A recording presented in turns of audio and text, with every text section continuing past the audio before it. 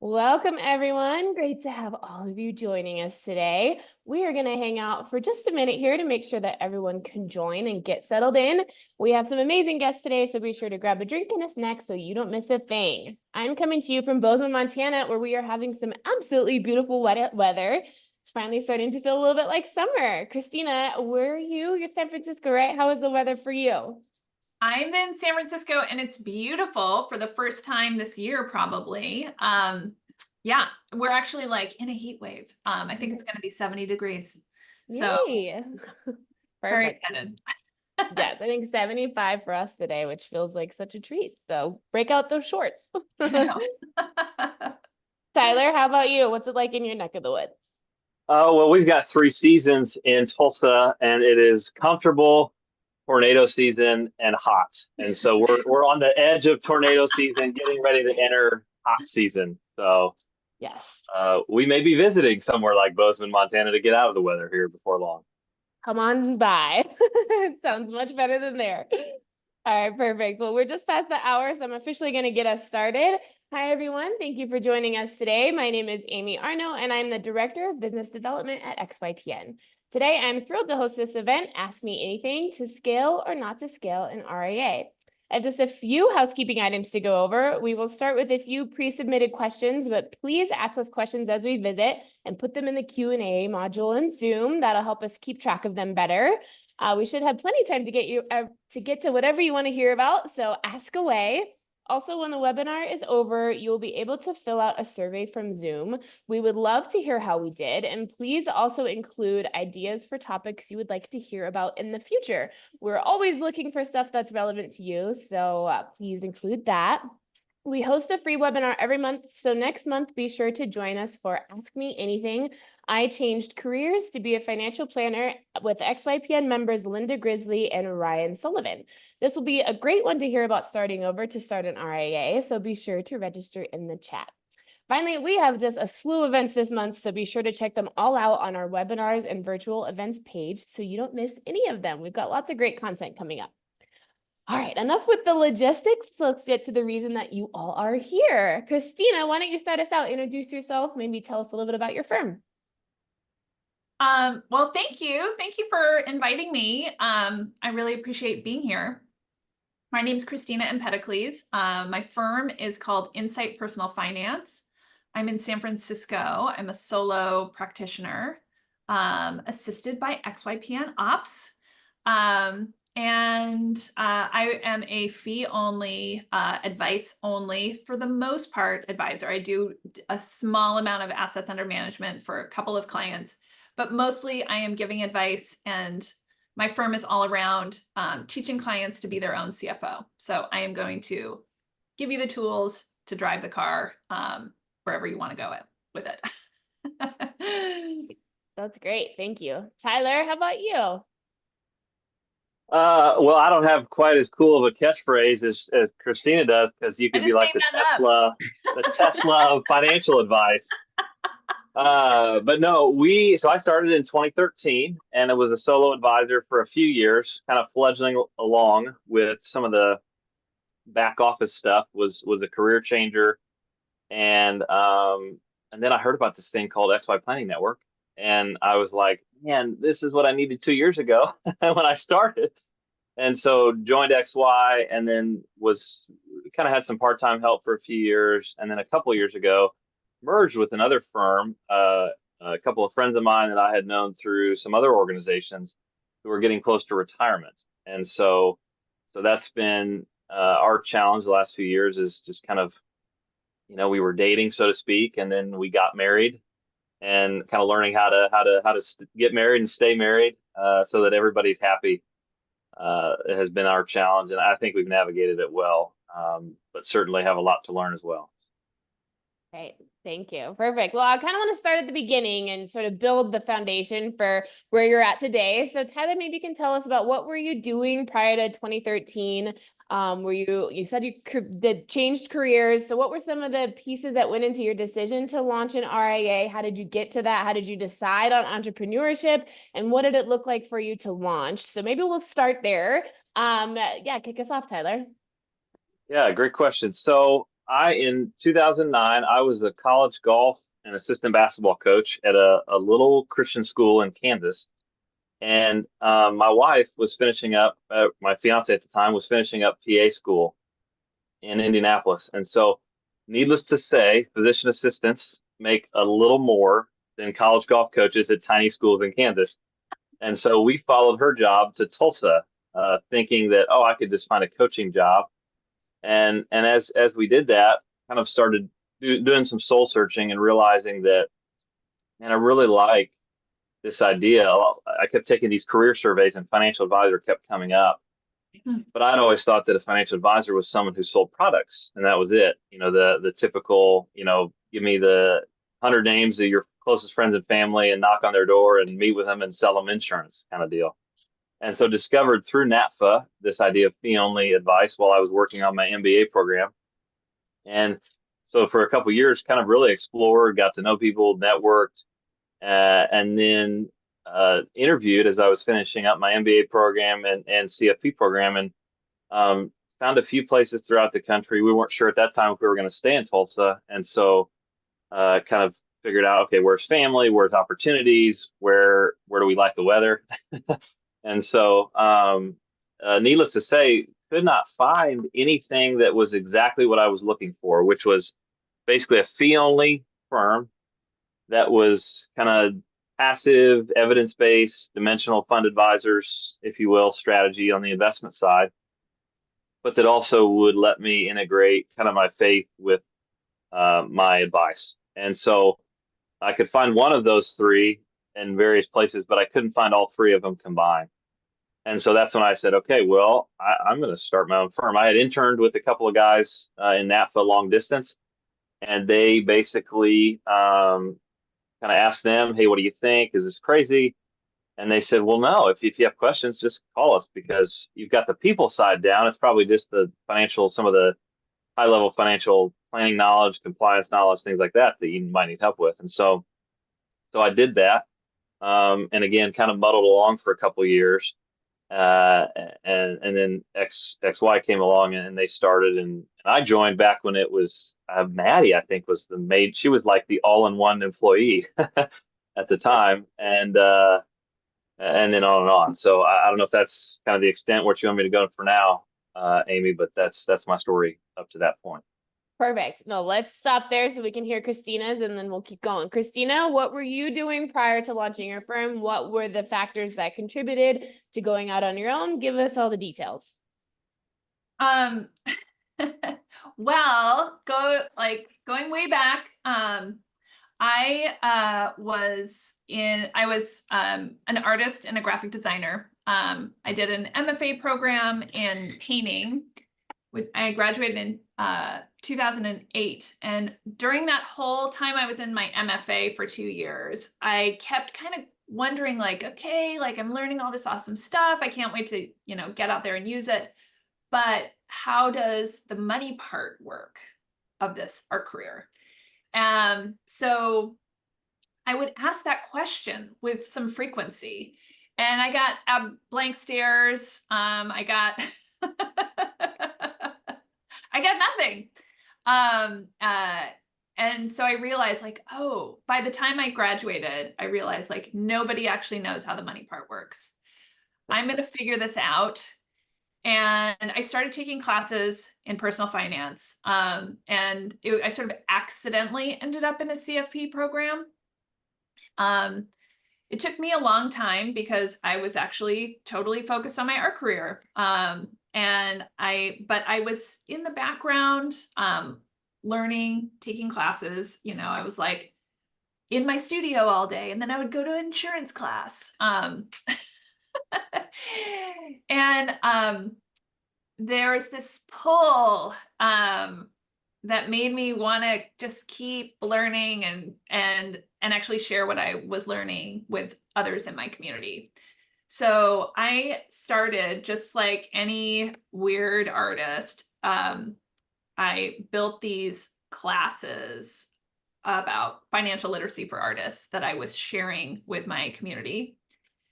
And all of a sudden it was just like, I had a flood of interest and people taking my classes. And I was kind of basing a lot of what I was learning from my CFP courses. That's what I was basing my classes on, but I was focusing it on artists. And for a couple of years, I taught these classes and I worked with hundreds of people in this very sort of, it was somewhat superficial way because we weren't talking about investing yet. That was the thing where I was like, okay, we can talk about budgeting and like how to deal with cash flow in your, art business, but I'm not allowed to talk about investing.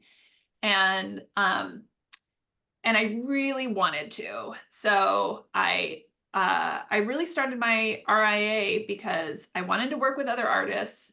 I didn't want to sell products. I did kind of look around and see what opportunities were out there for me.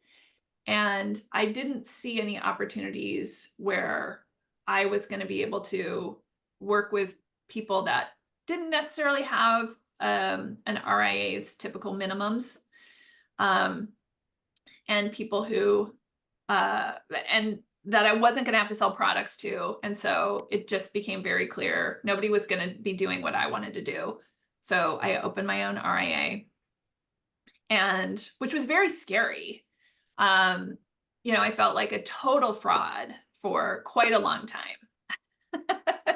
But I also, because there was so much kind of natural interest in my community to learn about money, I saw my new clients making a lot of progress. And so I was getting some confirmation that things that I was actually, that we were doing some good work. Over time, I found, so I started my RIA in 2017, and I joined XYPN about a year ago, maybe a little more than a year ago. And so I built a community through various networks, FPA, NAPFA, Garrett Planning Network, and people in my area that I really kind of leaned on as my brain trust. And if I had known about XYPN when I was starting, it would have definitely made everything so much easier. I was building these systems from scratch. Like I was totally, carving the wheel for the very first time. And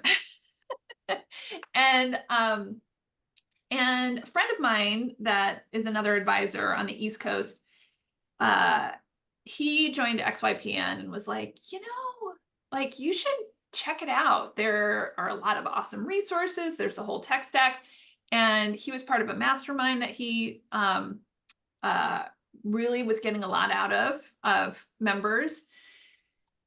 And so I joined, and then I realized like, oh my gosh, all this stuff, all these resources are here already that I could have been using first off. But then there's all this other stuff I haven't been using that now I have access to. So I guess that's kind of the beginning story, which is how I got here. And then, now that I have XYPN, I'm still in the process of implementing a lot of new systems, which has been awesome. Everything's changed. Yes. Yes. Let's put a pin in that because I do want to get to all that, but I want to hear so you said you launched in 2017, Christina. So what was the original vision for your firm? How many did you have, like a certain number of clients you were anticipating? Like, what did your technology look like when you first started? Like, kind of where do we begin? So then we can talk about like how it's evolved. So let's start with you and then we'll go to Tyler. Okay. So I actually I kind of thought these classes that I was teaching would be what I did. And that very quickly turned into, I was working with individual clients because the people who came to my classes wanted more, one-on-one time. Yeah. So I sort of had this initial vision that I was going to be working with a lot of people in a group setting. But that was kind of overwhelming. And it was great for that time, like talking to so many people so quickly and understanding their pain points. That was foundational for me. But when I was sort of up and running and working with clients individually, I started off with Money Guide Pro, and then I very quickly switched over to eMoney. And that has been like my main planning software. And then of course, so that took me through a lot of time, you know, spreadsheets, eMoney. And I would kind of house all of my client work in Google Sites. So it was very low cost to do manual. There was a lot of kind of manual work to putting together a site for every client, but I would house their information, their recommendations, all in their own individual secure site. Lots of spreadsheets and eMoney reports. And now I do a lot more things. I still use the same spreadsheets. I use eMoney, but I also use Holistiplan and Income Lab. And I now house everything in Asana. Perfect. Great. So Tyler, let's talk about what was your initial vision for your firm? Kind of what did your original technology look like? Kind of where did you start then? And this is 2013, right? You said. Yeah. So 2013 into 2014, the original vision was, hey, I want a flexible job where I control everything. Yeah. And that was before I realized that when you have clients, you're not technically the boss, even though you're supposedly your own boss. And so I actually kind of playing into my decision to join XY. It was a really easy one because I was already using at the time, Right Capital, Wealthbox. I mean, kind of the whole tech stack at the time. I was already using it. And so I added up the cost and I was like, okay, for $20 more a month, I get all this compliance help. And I have this whole community of people. Let me think about that one. Yeah, that was an easy choice. And so now, naturally, it's evolved over time. But initially, kind of the idea is that we wanted to be, or I wanted to be the central point of contact for a client's financial life. And so, even though at the time we didn't do taxes, I needed to be, have an level of understanding that maybe other advisors didn't. So I bought, what was it called? BNA, Bloomberg's BNA income tax planner. Okay. And compared to Holistiplan, we use that now as well. Compared to Holistiplan, it was a nightmare. I think I used it with like 5 clients, but just kept spending the money on it every 2 or 3, I think for 2 or 3 years, because I decided one day I'm going to figure this out. Yeah. And then finally Holistiplan came along and it was like, forget it. I'm done with that software. And so kind of trying to figure out, okay, how can we take the tax planning, the financial planning, the investment planning, and even now over the last few years, the estate planning, that area has kind of evolved. And so my philosophy on technology has always been, I want to be at the leading edge of technology, not the bleeding edge, because bleeding edge people die. And so, and I've seen that early on. That happened a few times where I adopted some really brand new tech tool that nobody was using. I was like the first 5 people to sign up for it, and then I got bought off and killed, by whoever bought it up. And so I've definitely taken I would say in our industry, an aggressive stance toward technology adoption, but a little more measured in making sure that, okay, is this a tool that's going to be around a few years down the road after we start using it? So. Yep. No, that's great. So when you first started, Tyler, you were thinking about flexibility, wanted to be the center point. Did you have like a number of households in mind? I guess, what was kind of the point where you were feeling like I need some more efficiency, or like what pain points did you start experiencing in launching a firm where it was like, I can't just keep doing what I'm doing, like something needs to change? Yeah. I would say it wasn't necessarily a number of households, although I do think when I hit that 15 to 20 household number, probably late 2010, maybe 2017, 2018, that's when I really started to realize, okay, We've got to have, an efficient way of doing things. It's got to be the same way. Um, I'm definitely, if for those that are familiar with EOS, I'm like 70-80% integrator, or excuse me, a visionary, 10-20% integrator. So I can sit in both seats, but I'm not playing to my strengths if I'm in the integrator seat most of the time. But like my kids, I am reminded that I have to eat my vegetables if I want to grow up into a big, strong firm. And so some of that is setting up processes and procedures. And so I'm already thinking, how can I maybe hire Christina part-time, contract with her to help us with some of those things? Because as you grow, it gets to a point where it's like, okay, we've got to have the consistent way of doing things. And many times that involves technology and automation and such. And you can do it a million different ways as long as once you make a decision about the way that you're going to do it, you stick to it for the most part. And you can make small exceptions here and there, but you definitely, as you grow it, I've learned it becomes difficult to scale if it's truly 100% unique for every person. And not just because you don't always do it as well as you could, but you forget. It's like, oh, Mr. Smith, this is how we do it for him. Now, how do we do it for Mrs. Jones? I don't even remember. It's a challenge. So. Yes. So I guess what we're trying to help people understand then is that you could have maybe, depending on, of course, your service model and your fee structure, like you could have stayed at 15 or 20 clients. So like, how do you decide then, like, what pushes you then to adopt these new ways of doing things or to work on efficiency? Was it money? Was it wanting to serve more folks? Was it wanting to bring someone on that has the same values as you? I guess walk me through like what gets you there.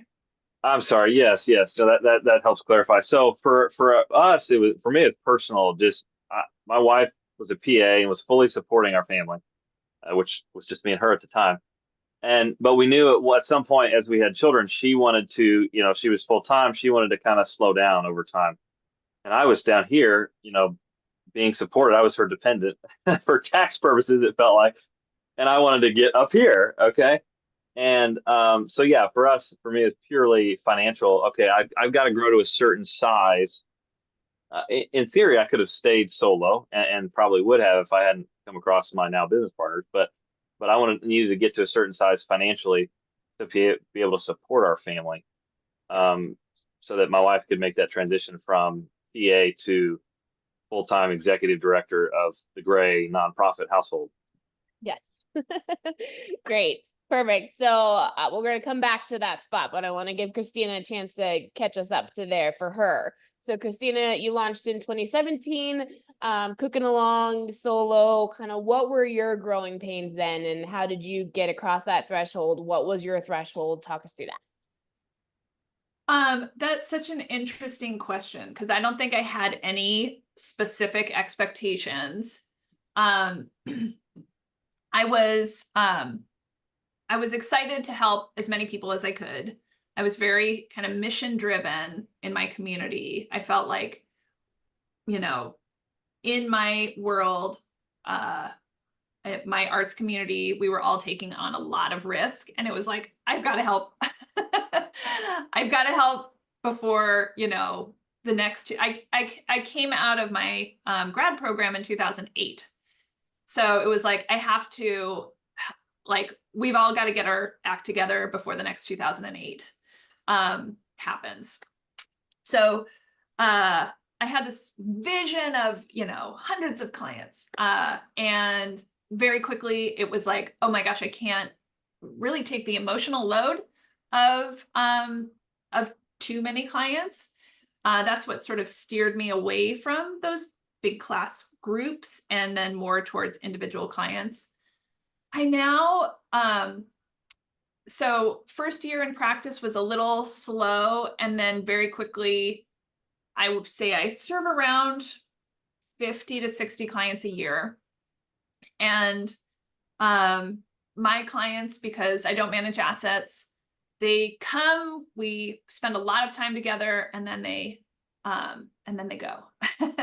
And so it's it's not that I am building up to a certain set of clients and then I'm at capacity. It's more like I've got people coming in and going out, but I think somewhere between 50 and 60. And it's a little weird to even make each client equivalent, because one client may be somebody I spend 30 hours working on, and then one client may come back for an hour.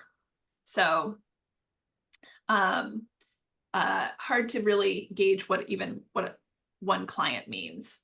And now I feel very much at capacity, where I'm still bringing in new clients every month, and new clients are sort of peeling off every month, but I can't imagine working with more, a larger volume, because it's just too much time, too many details that could fall through the cracks, since it's just me. For the first time, I'm starting to think about bringing on, I have XYPN ops, which was like massive change, very exciting for me. A lot of,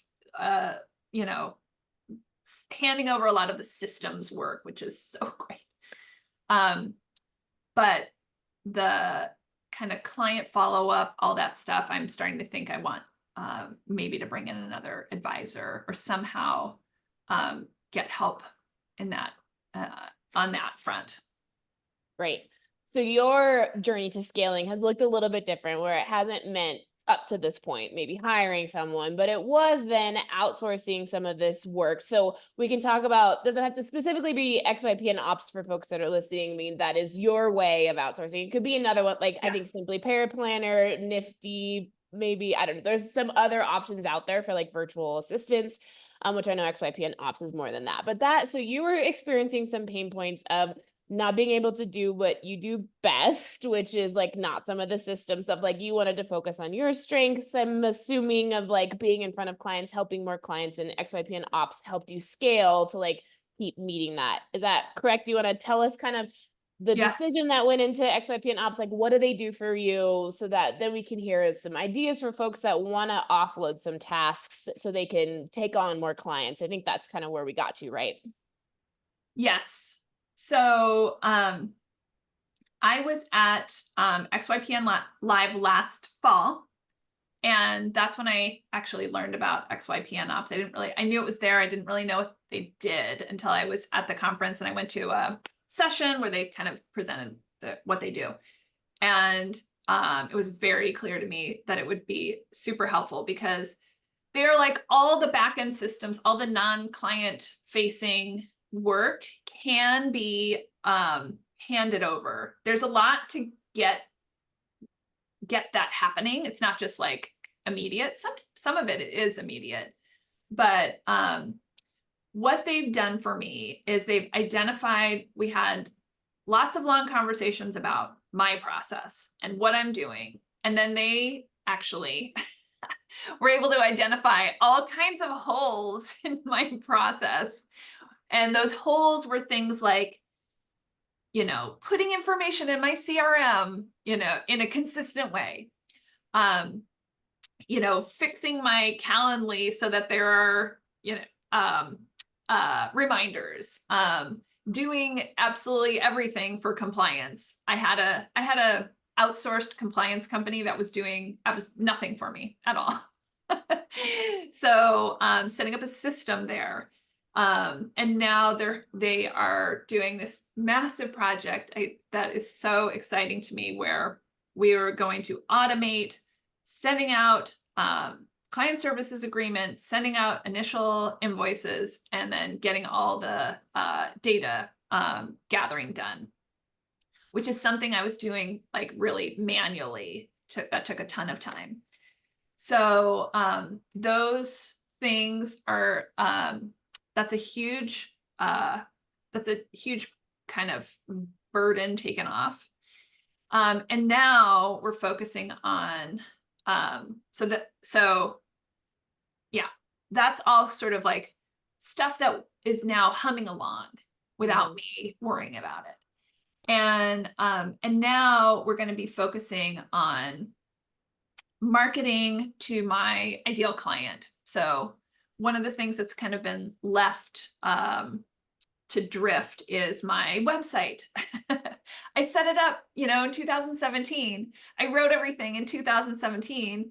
And it's very much geared towards the creative community, but my practice has, even though that's how I started, my practice has really shifted. And I work with a lot of people in tech and a lot of people in healthcare. I still work with a lot of artists, but they're actually not my main focus.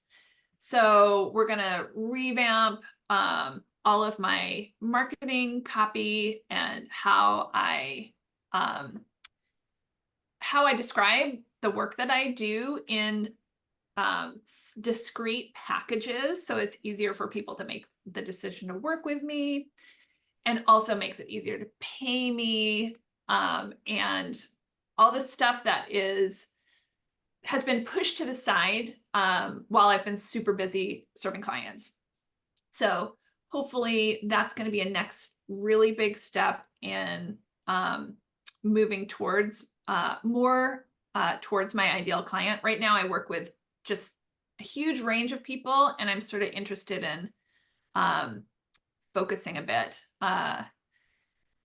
And I also do a lot of discovery calls, and not all those discovery calls are really my ideal client. So if I can do some work on that website so that I get a more focused set of people coming in, that'll take some time off of my schedule. So that's been huge for me. And alongside that, we are implementing some software solutions that's making things easier for me to run as a solo practitioner. So what I just told you about automating using Precise FP, that's going to be all new. But we're also like having people link their accounts and e-money. Before, I was inputting everything because I didn't have a system to show people how to link all their accounts and e-money. But they made me some videos and an email that I can send out, and then people will link their accounts. That'll take like a huge amount of time off my hands. So it's like pinpointing the problems areas, finding what the solutions are, and then implementing. Either they're helping me or we've got some software solution to help me. And I'm going to kind of take that to the next level, finding more software solutions in different ways. I was just at the FPA NorCal conference, and there was all kinds of talk there about AI and how it can help you do things like write your emails for you. That's sort of the next frontier I haven't really tried yet, but I'm looking forward to finding ways to take some of the busy work off of my plate using software. That's great.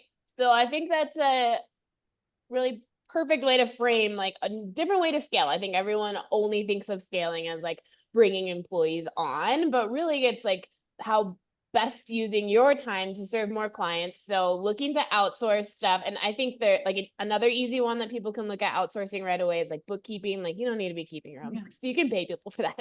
So bookkeeping, like finding virtual assistants, like using technology to be more efficient. I think that's all super helpful for folks. So I love that. Let's see, Tyler. So let's talk about your growth journey. So you got your solo practice, you want to make it so that you can not be dependent anymore. So where did it look like for you? So it sounds like you partnered with other folks. Like what went into that decision? What was that transition like? Tell us all those things. Yeah, great question. So being younger when I started, and being fairly, I don't know if self-sufficient is the right word, but fairly skilled at the relational dynamic side of things. After I started my firm, probably once every couple of months, I would get someone to reach out to me, say, "Hey, we'd love to partner with you." And what they really meant was, "Hey, we'd like to hire you." It's like, no. I already did the hard work. I got the thing off the ground. I may torpedo it, but I got it off the ground. And so let's let this play out.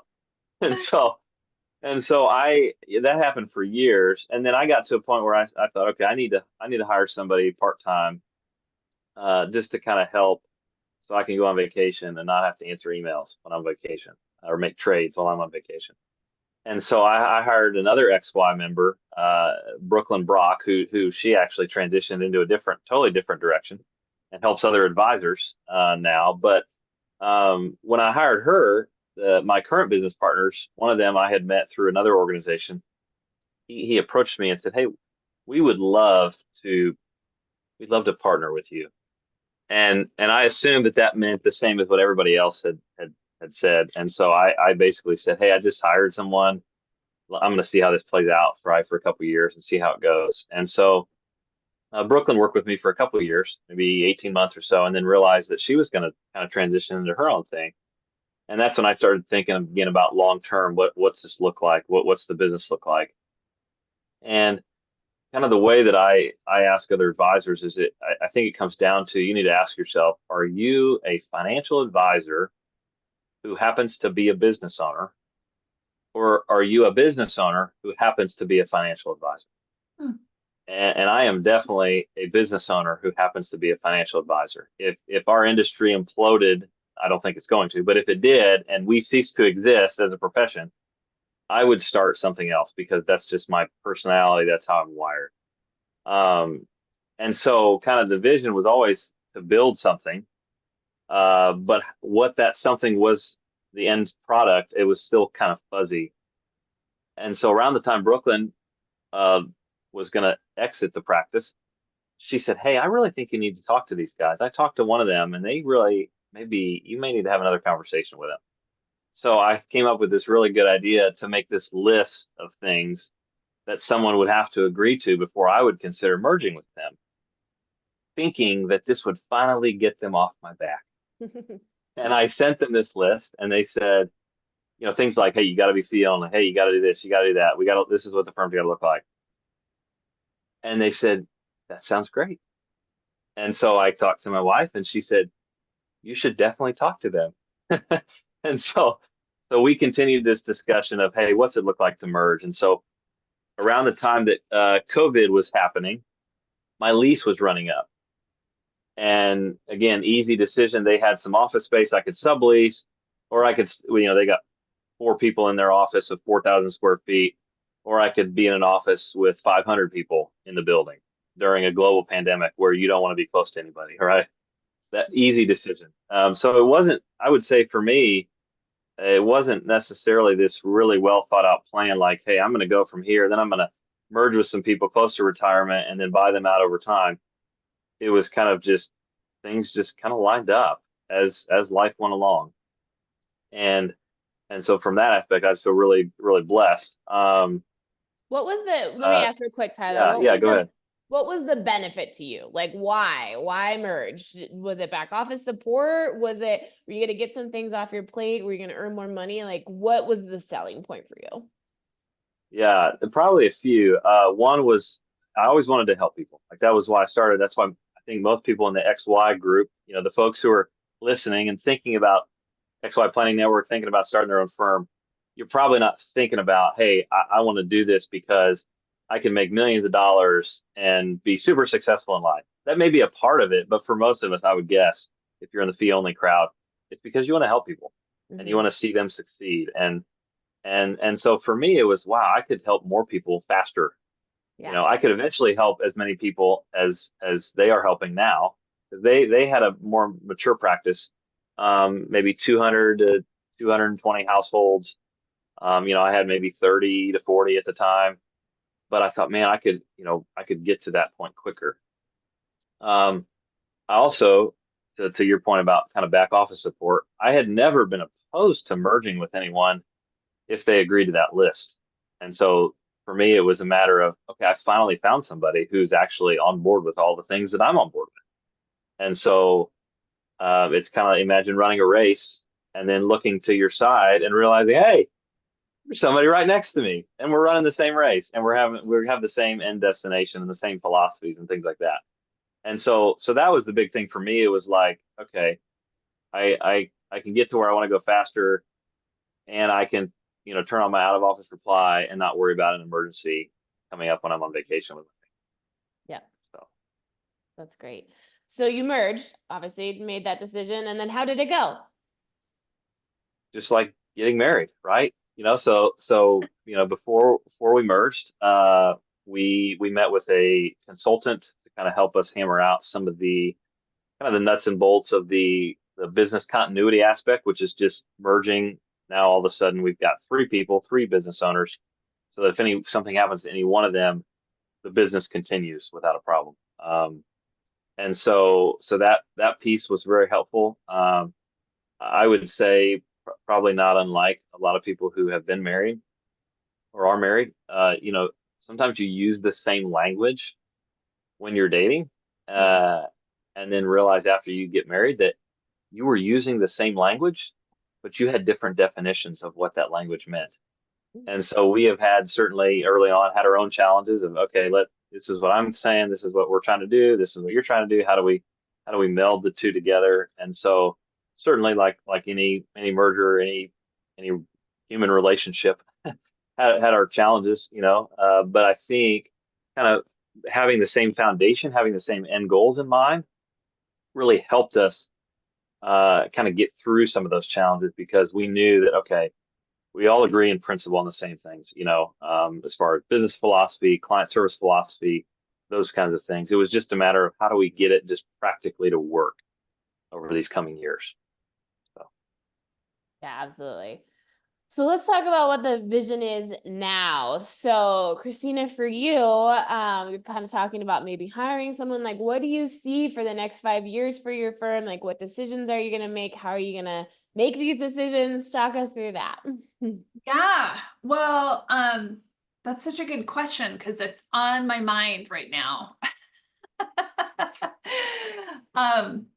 I feel like I've been doing some of that big picture thinking now that I would say that for the last year, I've been very, very busy, and I'm kind of like juggling all the balls and hoping that I'm not gonna drop any balls. I was starting to drop some balls. XYPN ops came in. Now I'm juggling again, but my focus going forward is going to be narrowing that niche down to a more targeted audience. So my, what I realize my practice is all about is teaching people how to be their own CFOs, whether they're artists or whether they're, doctors or whether they work in tech. It's kind of the same thing. I want to spend a concentrated amount of time providing somebody the education they need to feel empowered, and give them the tools they need to be able to manage their own finances. And so my kind of next stage is really communicating that in my marketing so that the people who are coming in and doing discovery calls with me really fit that,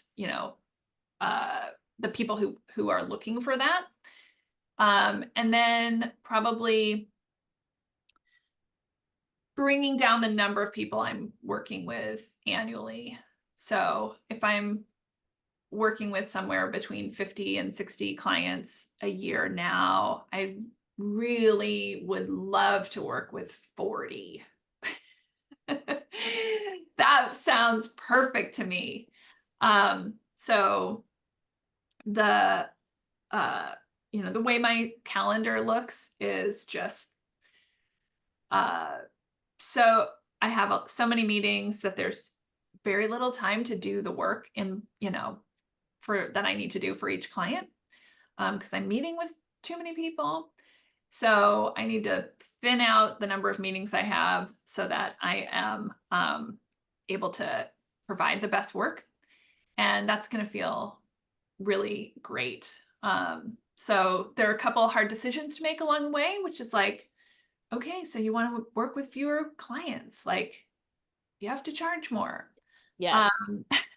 I was just going to ask that. We should talk about the money side of like your specific version of scaling, which is you hired XYPN ops, which they're well worth it, but they're not cheap.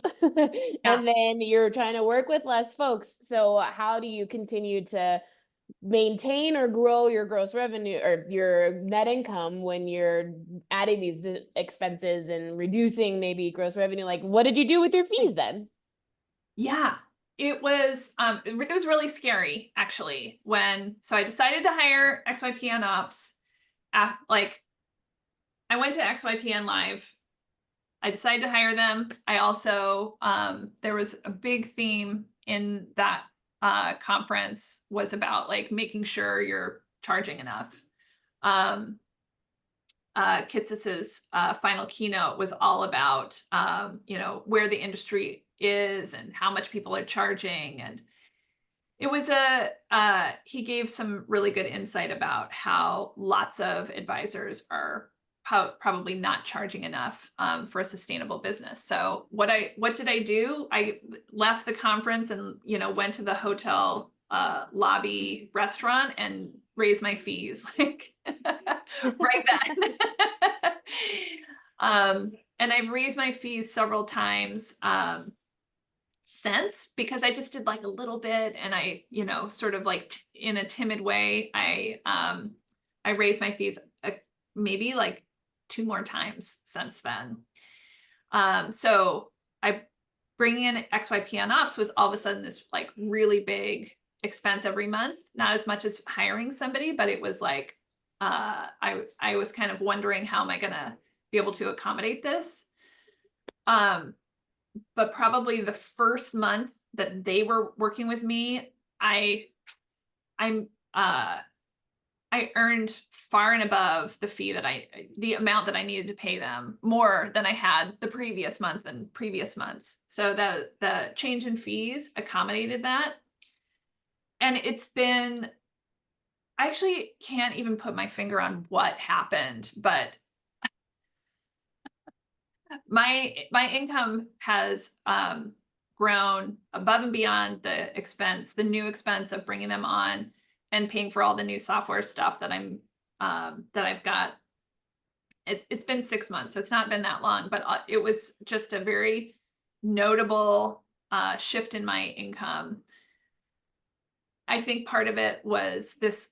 I don't know, Tyler, if this it would have been part of your experience, but it was a realization I needed to charge more. And then not only that sort of like timid process of moving up my prices, but actually like believing it, realizing like I'm going to do my best work if I charge more, and then being able to communicate that to clients coming in where they don't question, you know, they feel fine with my fees.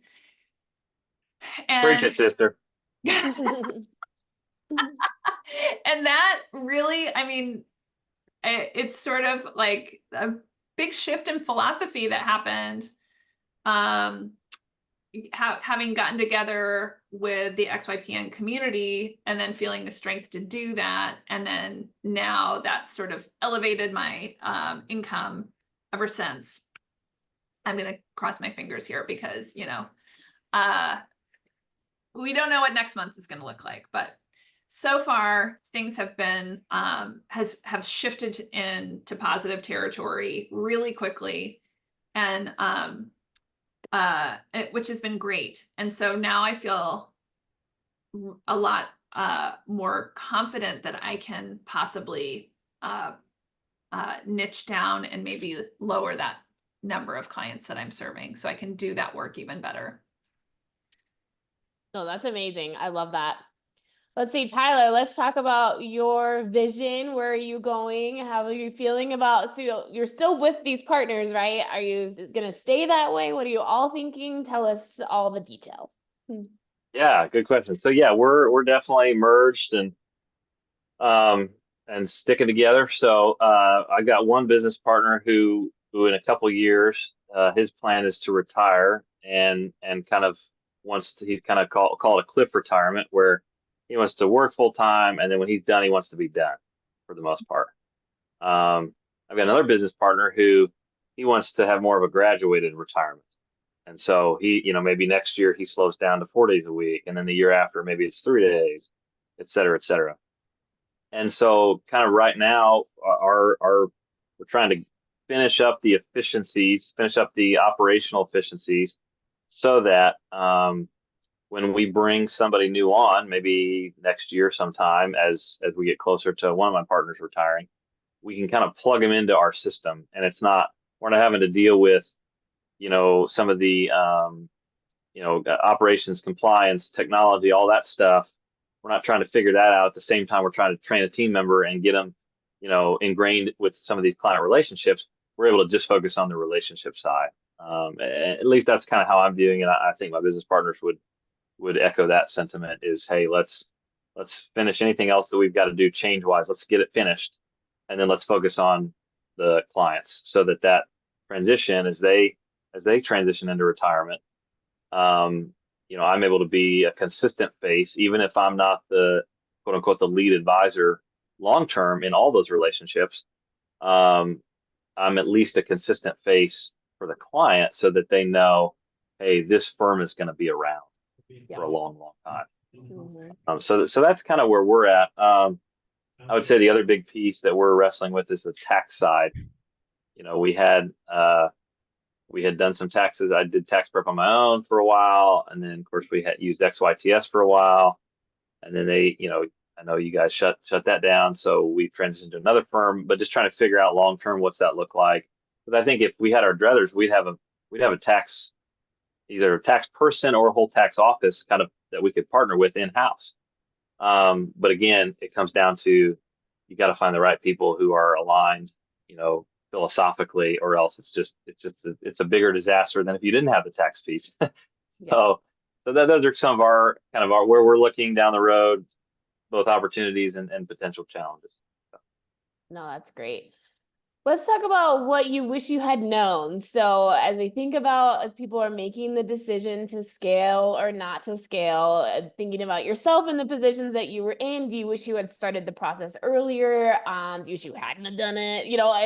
Wish you had gone a different path? Like, what do you wish you could tell yourself?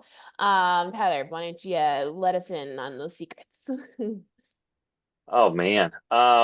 So play Marty McFly here and go back to the future.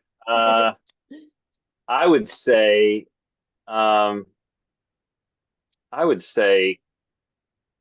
keep doing what you're doing. Keep meeting people. Keep learning all that you can, because I think you can be intentional about, in my case, like an M&A, merger and acquisition scenario. Mm-hmm. But a lot of times it's a result of getting out there, meeting people, getting your name out there, building relationships. And then at some point, something comes along where you say, yeah, this is a good fit. And so that may not be the case for everybody. You may decide, hey, I want to stay small for a long time, or forever. And that's great. I think that's a completely valid path in our industry. And in 20 years, when you want to sell your business, give me a call because I'll be there to buy it. Perfect. But yeah, I think there's lots of opportunities. Yes. So being open, being receptive. I think also you had talked about like not budging on your values too, right? Like finding the right fit for you that is like your vision for yourself, for your clients, like having a real clear vision for that is important as well as you're scaling. Totally agree. I think that's maybe one of the things I would tell myself is wasn't necessarily on the scaling side, but on the adding new clients side, with limited exceptions, don't just take everybody that comes your way. You feel like you need to. You feel like I need money or I'm going to fail, but don't take everybody that comes your way. Make sure that they're a good fit, or make sure that they could become a good fit over time. If it's just a revenue situation where maybe they're younger client, high earner, and you charge AUM and they have no AUM. Well, figure out a way to make it work, because eventually they're going to be a good fit for you otherwise, if they are otherwise. Yep. Oh, that's great advice. Perfect. Christina, what do you think? Do you wish you had offloaded some stuff earlier? Any advice for your former self? Yeah. I guess there are probably a few things I would tell myself. The first might be around like imposter syndrome issues, would be to tell myself you're actually doing an excellent job taking care of people, and that, you know, maybe you don't know everything in the beginning. Maybe you're still learning, you know, with every client, you learn something new. Still, I learn something new with every client. But it's that commitment of care that is so valuable to people. And I think I discounted that tremendously early on, where I felt like, oh, you know, maybe I'm spending a lot of time making sure there's follow through and making sure these steps happen, but like anyone can do that. And that's not really valuable. Like, you know, I'm still new in this industry, and I'm sure, and, you know, I probably kept my fees low for too long. That's probably, that's probably what I would tell myself, is that I was providing a lot of great service for low fees, and I would have raised my fees faster, so that I could really like focus on that client care, instead of bringing on a million clients who are all paying low fees and driving myself crazy. That was that sort of situation, that like pressure cooker situation, doesn't give you the mental capacity to move the business forward or build new, more efficient systems. Like, you're just stuck doing, churning through the work, and it's hard to step outside and make your processes a little better. So I wish I had raised my prices sooner. I wish I had not accepted everyone who wasn't a perfect fit. There are lots of clients that I spent a lot of time helping who just weren't my ideal client, and it just kept me from moving forward. Yep. No, I think that's really valuable, especially for folks that are thinking about launching a firm. This can help you start out in a way that's going to mean more longevity and a better, happier business owner. So I think this is amazing. Well, we are towards the end. That hour flew by. So I want to thank both of you. I think we have some amazing content for folks that's really going to be helpful as they launch and scale their firms. So thank you both for your time today. For everyone listening, please fill out that survey when you leave. We want to hear from you. Also, we will drop a link in the chat to schedule a call with XYPN if you want to learn more about what membership with us means. So thank you both again. This was amazing. Thanks Thank for you. having me. Yes. All right. Well, everyone have a great rest of your Wednesday. Thanks, everybody.